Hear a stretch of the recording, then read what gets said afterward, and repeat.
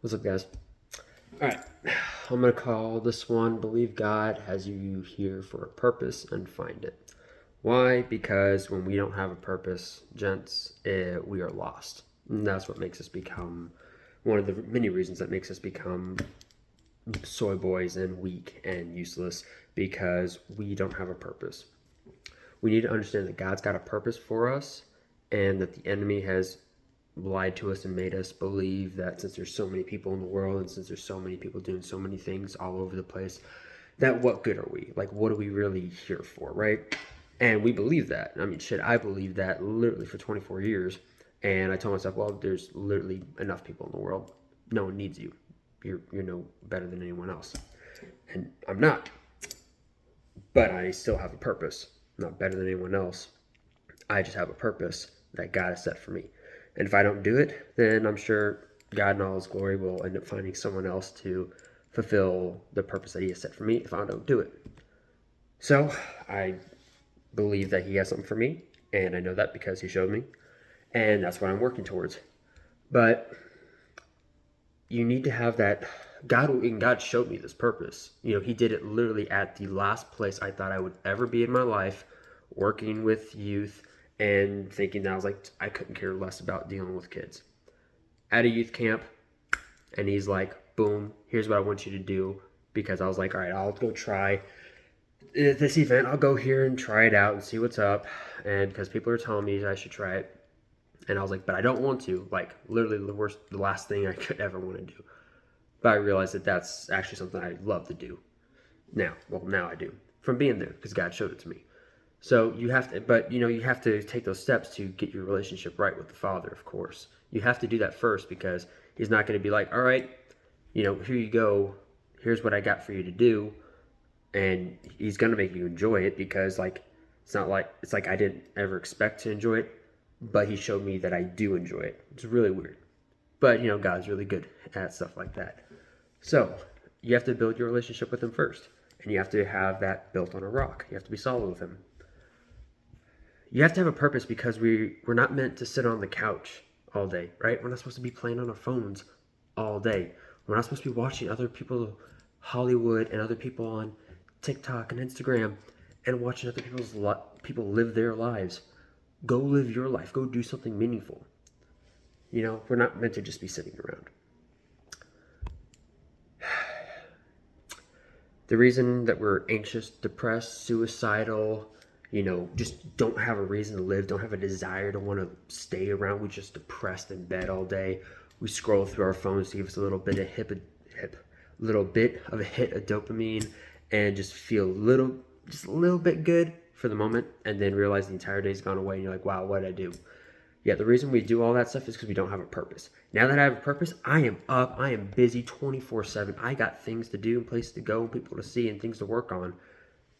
And I'm ecstatic doing it all. I'm not overstressed or anything because God showed me what He wanted me to do. I enjoy it and I'm working towards it. But it's still hard work. So that's how life goes. All right, Jeremiah 1:5-8. Before I formed you in the womb, I knew you.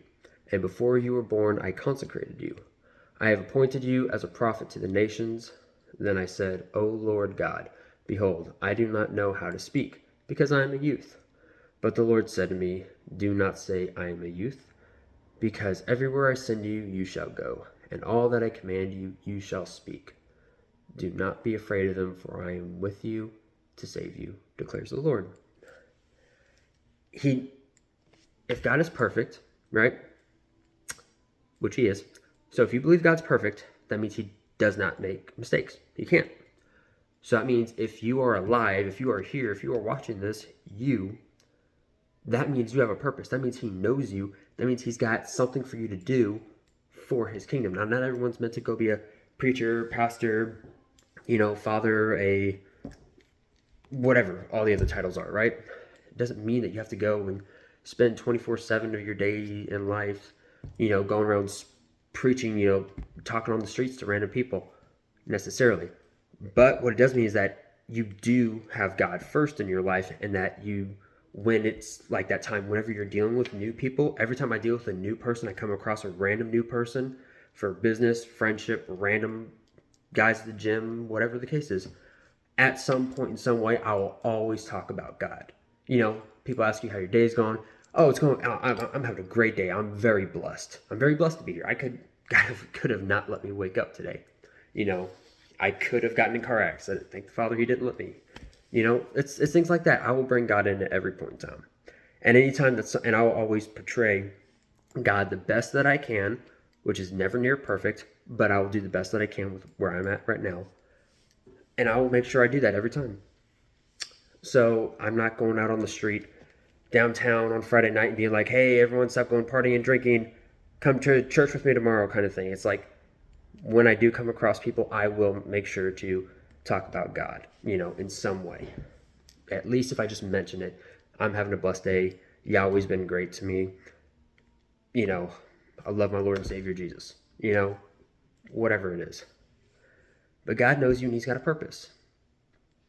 It's up to you. It's literally your obligation to do your purpose in life. Because when you have a purpose, you can't be anxious, depressed, suicidal, lazy. You can't be. Like, when you actually know, like, oh my God, that's what I want to do. Not, oh, that's a cool job. No, oh, that's a cool subject. Oh, I like this hobby.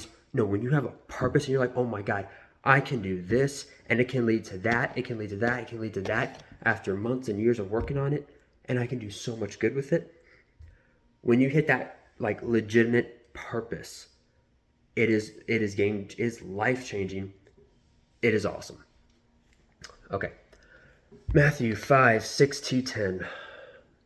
Blessed are those who hunger and thirst for righteousness, for they will be satisfied. Blessed are the merciful, for they will receive mercy. Blessed are the pure in heart, for they will see God. Blessed are the peacemakers, for they will be called sons of God. Blessed are those who have been persecuted for the sake of righteousness, for theirs is the kingdom of heaven.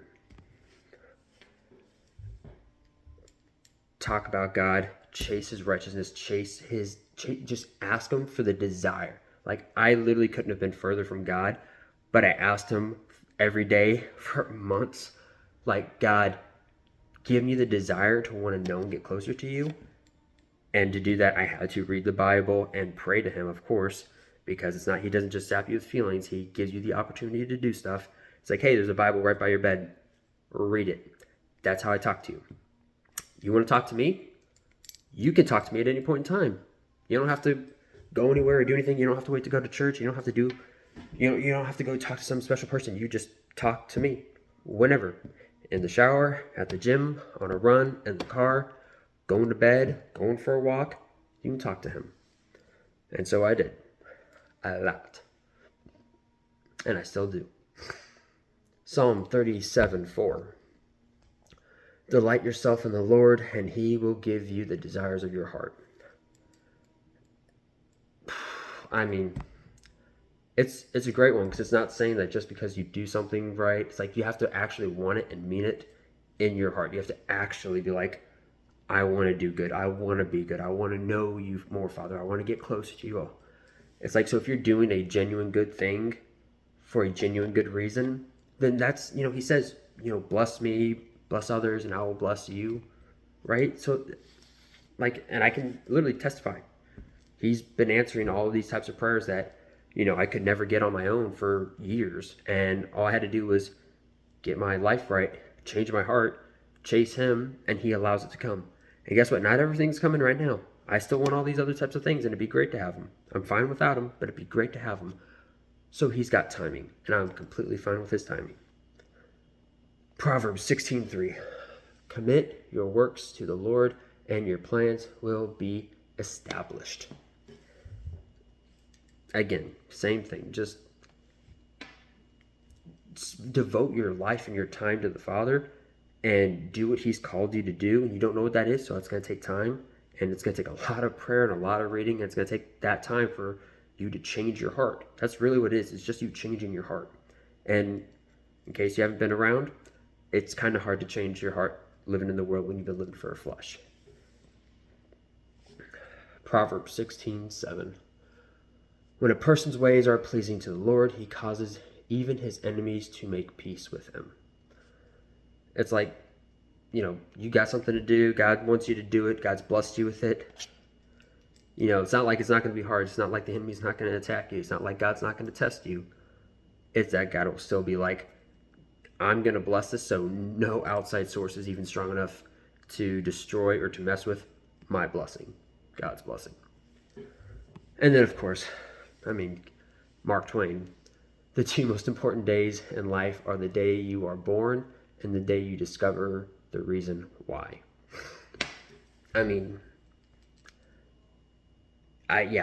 It's true.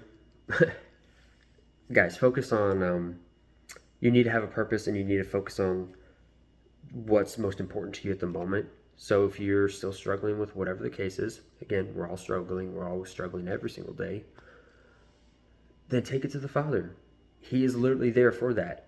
He literally says, put your burdens on me and everything, and, come to me. He can carry one big cross, all right? He can take on all the struggles. But you need to have a purpose. And when you do, I'm telling you, so many things line up. The dominoes just start to fall into place. Again, never expect that anything's going to be easy. It's still going to be hard. Absolutely. You still have to put in the work every single day. But if you stay faithful with what the Father has for you, then, and you recognize that, of course, you have to recognize what the Father does for you and be like, yeah, I know it's you doing that. Like, glory to you, not me, not like you allowed me to do this, not I'm doing this. It's He allowed you to have this position. He gave you that woman, that wife, that family. He gave you that. He gave you that job. He gave you that new car. He gave you that boat. He gave it to you. Never forget that. With that is humility. You need to make sure that you have humility with that. And, there's a fine line between humility and, being confident, and then arrogance and pride. Don't know the difference, and don't go to the arrogant and pride side, because God will take literally anything He gave you to you. He blessed you with it. He will take it from you faster than He gave it to you if you try to go your own way about it. 1 Peter 5:6. Therefore, humble yourself under the mighty hand of God, so that He may exalt you at the proper time. Wait for Him to have the proper timing. Just because you want that car now, just because you want that job now, just because you want that relationship now, doesn't mean that's when He wants it. He has a plan, and I've learned to accept and wait for His plan, not mine. So just wait for it. James 4:6. God is opposed to the proud, but gives grace to the humble. If you want to be humbled real fast, become prideful, and God will smack you upside the head, and He'll give you a wake-up call. And it's not fun. It hurts. It still hurts. Philippians 2:3-4. Do nothing from selfishness or empty conceit, but with humility consider one another as more important than yourselves. Do not merely look out for your own personal interest, but also for the interest of others. Again, like that other one we read before. Treat others the way you want to be treated. Love your neighbor, the whole shebang, right? Take care of others and do it out of the genuineness and the love and just you wanting to do it. Just the humility, there's just the love in your heart, and be like, I see that person struggling. Let me do what I can. You're not going to take everyone's problems on. That's Jesus' job, right? It's that I can help that person. Whatever it is. I can be that phone call for that friend. I can check up on that other friend. I can give a word of love and genuine, just want to genuinely be there for that person. It's just about trying to do the best you can, right? And be the best you can. Luke 14:11. For everyone who exalts himself will be humbled, and the one who humbles himself will be exalted. Stay humble, know where you came from, and know where you got it from, all right? Know who gave it to you. Know that, remember that every single day. It's not something you want to skip. It's not something you want to forget, because once you forget one day, that will snowball into forgetting days and weeks and months, and then eventually you're just going to think that it's you. And then you will be humbled by God.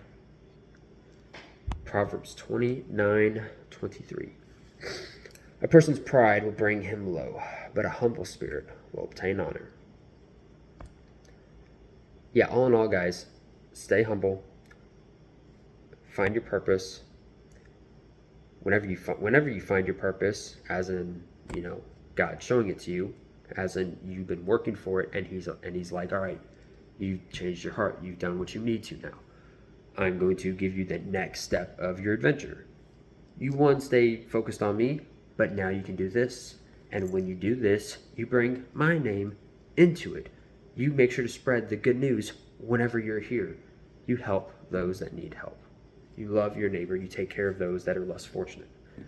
And whenever, if you do this, don't say if, but whenever you do this, whenever the Father hears your prayers, or not when, he always hears them, he hears them, but if you haven't changed your heart, then he won't answer them, and the whole God thing, change your heart, do it legitimately, actually change it, and whenever God answers those prayers, or gives you a better prayer, or answers what you're asking for, and he just gives you more than what you wanted, he does that, then remember to stay humble and thankful for it. Just don't let that pride and arrogance get in the way. And make sure that you have someone there to keep you accountable.